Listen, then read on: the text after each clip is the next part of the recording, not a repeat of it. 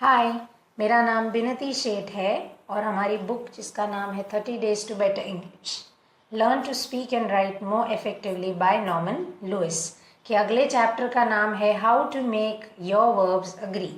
तो अभी तक हमने जिस चीज़ को पढ़ा है उसका नाम है पार्ट्स ऑफ स्पीच। और पार्ट्स ऑफ स्पीच के अंदर हमने क्या क्या डिस्कस किया, तो सेंटेंस में जो भी वर्ड आपने यूज़ किया है उस वर्ड का उस सेंटेंस में पर्पस या उस सेंटेंस में उसका मतलब या उस सेंटेंस में उसकी ज़रूरत क्या है और उसके बेसिस पे आप किस वर्ड को कहाँ यूज़ कर सकते हैं और कहाँ यूज़ नहीं कर सकते। पर अब जो हम सीखेंगे वो आपका रहेगा कि कोई भी आपका सब्जेक्ट का जो मेन सेंटेंस का जो मेन पर्सन या मेन कॉज है जो कि आपका सब्जेक्ट रहता है उसके साथ आप जो भी एक्शंस को एसोसिएट करते हो वो सिंगुलर रहेगी या प्लूरल रहेगी। तो इस वाले सेशन में हम specifically singular versus plural verbs को डिस्कस करेंगे डिटेल्स में। तो आपकी पहली सेंटेंस है the cost of new cars is dropping और the cost of new cars are dropping. तो ये जो सेंटेंस है ये गलत है, राइट? वाई? बिकॉज ये सेंटेंस में जो हमारा मेन सब्जेक्ट जो है या जो प्राइमरी इंपॉर्टेंट चीज़ है वो है कॉस्ट, ना कि कार्स। तो कॉस्ट जो है वो आपकी सिंगुलर रहेगी, तो आप कॉस्ट के साथ जो एसोसिएट वर्ब यूज़ करोगे वो भी सिंगुलर ही रहेगा। मतलब the cost of new cars is dropping, ये आपका सही जवाब रहेगा। तो इंग्लिश ग्रामर बेसिकली नंबर को दो तरीके से डिफाइन करता है, या तो सिंगुलर हो सकता है एज इन वन, या तो प्लूरल हो सकता है as in greater than one. तो इज है आपका singular, are plural, was singular, were plural, one singular, 2 3 4 5 infinity plural. तो सिंगुलर वर्ब्स और प्लूरल वर्ब्स तो ये क्या होते हैं, जो जैसे यहाँ पे हमने देखा इज ड्रॉपिंग, तो ये जो इज है वो आपका सिंगुलर वर्ब है। तो बेसिकली कोई भी सेंटेंस होता है उसका करेक्ट फॉर्म होता है, अगर आपका सब्जेक्ट सिंगुलर है तो आपका वर्ब भी सिंगुलर रहेगा, और अगर आपका सब्जेक्ट प्लूरल है तो आपका वर्ब भी प्लूरल रहेगा। इसको याद रखने के लिए आप दो सेंटेंसेस को लर्न कर लीजिए, जो है a dog barks and dogs bark. यानी एक कुत्ता भौंकता है और बहुत कुत्ते भौंकते हैं, राइट? Something like that. तो again a dog barks with an S and dogs bark. तो सिंगुलर वर्ब के अंदर इज, वॉज, ये सारे हैज़, ये सब तो वही रहेंगे, पर जो नॉर्मल वर्ड रहेंगे जैसे सी, वो सिंगुलर वर्ब है उसके हिसाब से sees, just like a dog barks, sees, knows, takes, goes etcetera. और plural verb are, were, see as in dogs bark, know, have, take, go etcetera. तो अभी बेसिकली सब्जेक्ट क्या होता है, तो आप हर सेंटेंस है वो आपकी तीन चीज़ों से बनता है, सब्जेक्ट, प्रेडिकेट और ऑब्जेक्ट, राइट? पर जो सबसे इम्पॉर्टेंट चीज़ होती है वो है आपकी सब्जेक्ट एंड प्रेडिकेट।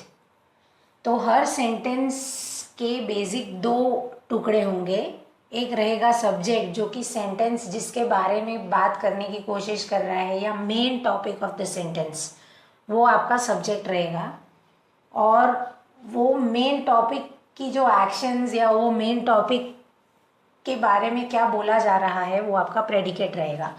तो व्हाट और whom we are talking about वो सब्जेक्ट रहेगा, और what are we saying about the subject वो प्रेडिकेट रहेगा। जैसे ये एग्जाम्पल है, the housing shortage in America was once most acute. तो व्हाट, हम किसकी बात कर रहे हैं, तो the housing shortage in America as in ये जो है वो आपका सब्जेक्ट है। और हम ये हाउसिंग शॉर्टेज के बारे में क्यों बात कर रहे हैं या क्यों रेलेवेंट है ये चीज़, तो वॉज वंस मोस्ट एक्यूट मतलब बहुत कम ये प्रॉब्लम था, तो ये रहेगा आपका predicate. Similarly Harry S Trueman was elected vice president of the United states in 1944। तो हम किसके बारे में बात कर रहे हैं? तो हैरी एस ट्रूमैन। और बिकॉज हम हुम का जवाब ले रहे हैं तो ये सब्जेक्ट रहेगा। और उनके बारे में हम क्या बात कर रहे हैं? तो was elected vice president of the United states in 1944। तो सिंगुलर सब्जेक्ट्स कैसे आपको पता चलेंगे? तो ये सेंटेंस है मारी प्लेस द पियानो। तो यहाँ पे कितने इंसान है सेंटेंसेस में? तो मारी, राइट। तो ये जो आपका सब्जेक्ट है वो सिंगुलर हुआ।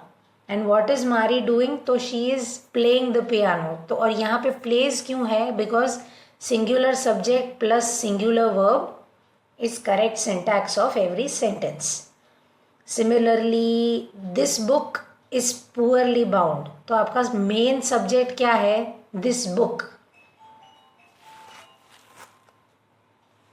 तो because it's the main subject, वो डिटरमाइन करेगा कि आप किस हिसाब का वर्ब यूज कर रहे हो। और यहाँ बिकॉज मेन सब्जेक्ट सिंगुलर है, आपका वर्ब भी सिंगुलर रहेगा।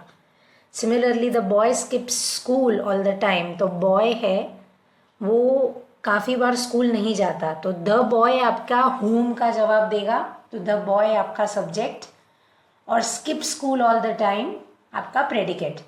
सिमिलरली प्लूरल सब्जेक्ट्स आपको कैसे पता चलेगा कि भाई माय फ्रेंड्स मतलब एक से ज़्यादा हुआ। These books again more than one. Cities are more than one.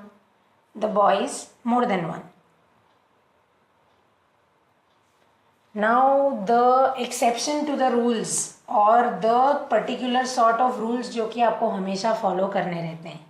तो अगर आपके सेंटेंसेस में ईदर और या नीदर नॉर रहेगा तो आपको क्या करना है? जो मेन सब्जेक्ट है उसको ध्यान में रखते हुए नहीं, पर जो नॉर या और के नज़दीक जो वर्ड होता है उसको ध्यान रखते हुए आपको आपका सिंगुलर या प्लूरल वर्ब डिटरमाइन करना है। जैसे neither my aunt nor my cousins dash coming.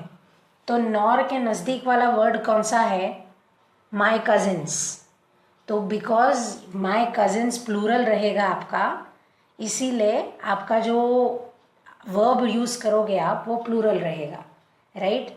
Similarly either my friends और my family is coming, right, because family आपका और के नज़दीक है। फिर अगर आप use each, either, neither, anyone, anybody, everybody, everything, another, little और मच, ये टाइप के वर्ड्स यूज कर रहे हो तो आप क्या कर रहे हो? बेसिकली ईदर का मतलब क्या होता है? ये या ये, मतलब आप एक ही चीज़ सिलेक्ट करोगे। Similarly anybody could refer to anybody, मतलब बेसिकली किसी एक इंसान को आप पॉइंट आउट कर रहे हो, एक इंसान, एक एंटिटी, एक ग्रुप एट्सेट्रा। तो वो जो रहेगा वो आपका सिंगुलर वर्ब रहेगा always. As a neither wants to get up at 7 AM, मतलब किसी को भी 7 बजे उठना नहीं है। नो बडी इज़ हियर, यहाँ कोई भी नहीं है। तो इसीलिए हमने जो वर्ब्स यूज़ किए वो सिंगुलर थे। फिर अगर हम एंड के साथ वर्ड्स यूज़ करेंगे जैसे सैम एंड एंजी, तो सैम एंड एंजी आप जैसे ही बोलते हो तो टोटल 2 इंसान हो गए। बिकॉज आपने 2 इंसान को यूज़ किया तो वर्ब क्या हो जाएगा आपका? प्लूरल हो जाएगा। तो several, few, many, most, others, both, ऐसे इंस्टेंसेस में भी आप हमेशा प्लूरल वर्ड यूज़ करेंगे। जैसे Sam and Angie are going, several of us meaning more than one are angry। और फाइनली अगर आपके पास ऐसे वर्ड्स रहेंगे जैसे प्लस, फिर अगर आप कॉमास और ये सारी चीज़ें अगर आप यूज़ करेंगे तो जो मेन सेंटेंस का सब्जेक्ट है या जो मेन पॉइंट है आपके सेंटेंस का, उसको कंसिडर करके आप आपका सिंगुलर या प्लूरल वर्ब का डिसीजन लेंगे। जैसे माय नेफ्यू कॉमा +2 और 3 फ्रेंड्स इज कमिंग। और इज कमिंग क्यों? क्योंकि मेन जो आपको वो बताना है वो है my nephew, right. So moving on to the ABC ramblings, first is alumnus and alumna. So ये चीज़ ऑलमोस्ट हमारी हर स्कूल या हर यूनिवर्सिटी में जो मिस्टेक होती है वो लोग चीज़ को एलुमनी एसोसिएशन नाम देते हैं, राइट। अब व्हाट डज एन एलुमिनी और एन एलुमिने मीन? तो आप किसी भी कॉलेज से ग्रेजुएट या किसी भी इंस्टीट्यूशन से ग्रेजुएट होते हो तो या आपको उस इंस्टीट्यूशन से डिग्री मिलती है, तो आप डिग्री मिल के आप चले गए हो या डिग्री ले के आप चले गए हो, तो आप उस इंस्टीट्यूट के एलुमिना और एलुमिने हुए। बट एलुमिना या एलुमनस जो होता है वो मेल जेंडर्स को रेफर करता है। मतलब अगर आप एलुमिनी एसोसिएशन बोल रहे हो तो सिर्फ बॉयज़ की इंस्टीट्यूशन हो जाती है, राइट। और आप एलुमिने बोलते हो तो गर्ल्स की इंस्टीट्यूशन हो जाती है। तो alumnus is a male person who got a degree from a university, and alumna is a female person who got an degree from any particular university. और by the way alumni और alumni singular form है और alumnus and alumna plural form है। Similarly अगर आपके पास ऐसे sentences हैं, he is not as tall as he looks, तो हम लोगों को काफ़ी बार स्कूल में होता था, जैसे टीचर्स बोलते थे ये लिखने की ज़रूरत नहीं है, राइट। बट वाई उसको लिखना पड़ता है? ग्रामेटिकली आप कोई भी सेंटेंस लिखते हो तो आपको उसको जस्टिफाई करना पड़ता है। जैसे आपका यहाँ पे सब्जेक्ट जो है वो ही इज़, जो आप चीज़ बताने की कोशिश कर रहे हो वो है कि वो जितना दिखता है उतना ऊंचा नहीं है और समथिंग लाइक दैट। पर किसकी कंपैरिजन में, राइट। आपको कोई ऑब्जेक्ट ऑफ रेफरेंस ना कुछ तो चाहिए। तो ग्रामेटिकली करेक्ट की बात जब आती है तो आपको जो बोलना है वो है he is not as tall as he looks in the pictures और समथिंग लाइक दिस। पर आजकल इसको भी ग्रामर में एक्सेप्ट कर लिया गया है। And finally measles is a bad disease और measles are a bad disease. तो बेसिकली एस से एंड होने वाले सारे डिसीजेस के पीछे हम singular form of the verb को यूज़ करते हैं। और वैसे ही अगर आप सब्जेक्ट की इंडिविजुअल बात करोगे तो वो सब्जेक्ट आपका सिंगुलर रहेगा। बट अगर आप उस सब्जेक्ट के पीछे का जो अंडरस्टैंडिंग का पार्ट होता है, जैसे the economics of your budget, तो इकोनॉमिक्स ऑफ योर बजट मतलब आपके बजट के पीछे की जो भी accounting facts and figures etcetera है, तो वो जो चीज़ है वो आपकी प्लूरल रहेगी। तो अगर आप सिर्फ सब्जेक्ट की बात कर रहे हैं या सब्जेक्ट के रेफरेंस में बात कर रहे हैं तो एस से एंडिंग वाले जो वर्ड्स हैं उनके लिए आप हमेशा सिंगुलर वर्ब यूज़ करेंगे और बाकी के सारे इंस्टेंसेस के लिए plural. So thank you for listening in. अगर आपको कोई भी डाउट्स, क्वेश्चंस, क्वेरीज या कमेंट्स हैं तो आप मुझे अनअकैडमी के सारे प्लेटफॉर्म्स पर विनती 157 पर ढूंढ सकते हो। And as always don't forget to rate, review, recommend, share and subscribe. Have a beautiful day.